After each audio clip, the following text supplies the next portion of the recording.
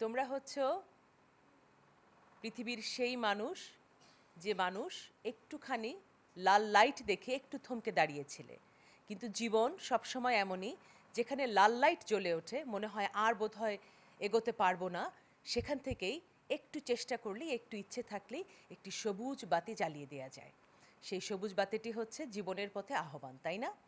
তো লেখাপড়া হচ্ছে মানুষের জীবনের সবচাইতে গুরুত্বপূর্ণ অধ্যায়, কারণ সেখানে মানুষ, আমরা ছোটবেলায় বলি না যে মানুষের বাচ্চাকে বলি মানুষ না, বলি যে বড় হয়ে মানুষ হবে।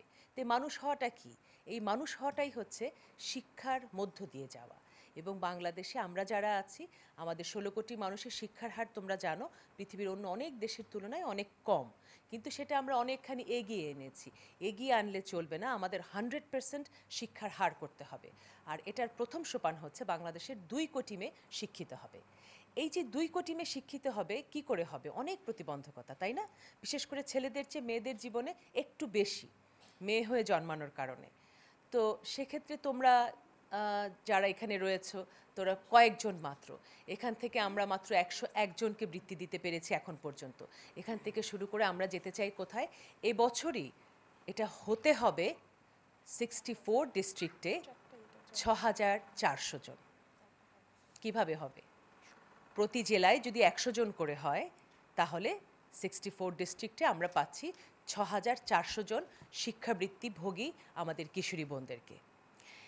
সেক্ষেত্রে প্রথম কাজটি হচ্ছে, তুমি যে শিক্ষাবৃত্তি পেলে সেটা যে যথাযথ ব্যবহার করেছো এবং সঠিকভাবে ব্যবহার করেছো তা প্রমাণ রাখতে হবে।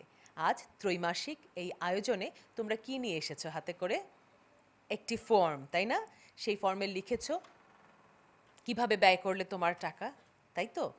সেখানে লিখেছো তোমার রেজাল্ট কি হলো গত 3 মাসে, তাই তো?